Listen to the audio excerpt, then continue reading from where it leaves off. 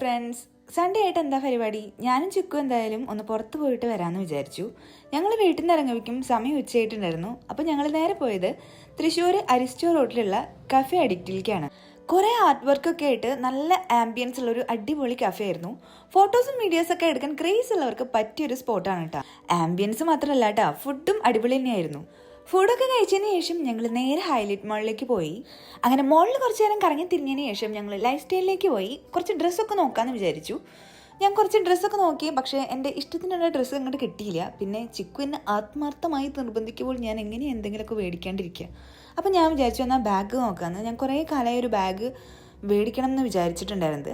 അങ്ങനെ എൻ്റെ കയ്യിലുള്ള ഈ ഒരു വൈറ്റ് ബാഗ് എനിക്ക് ചിക്കു മേടിച്ച് തന്നു കേട്ടോ. അവിടുന്ന് ഞങ്ങൾ നേരെ സ്റ്റൈൽ യൂണിയനിൽ പോയി ചിക്കുവിന് ട്രാക്ക് സ്യൂട്ടൊക്കെ മേടിച്ചു. പിന്നെ അവിടുന്ന് ഇറങ്ങി മാക്സിൽ പോയി ചിക്കുവിന് കുറച്ച് ഡ്രസ്സൊക്കെ നോക്കാനുണ്ടായിരുന്നു. ചിക്കു ഡ്രസ്സ് നോക്കുന്ന സമയം കൊണ്ട് ഞാൻ ഈ ഒരു ബ്രേസ്ലെറ്റും ഇയറിംഗ്സും മേടിച്ചു. അങ്ങനെ പർച്ചേസ് കഴിഞ്ഞു. ബൈ.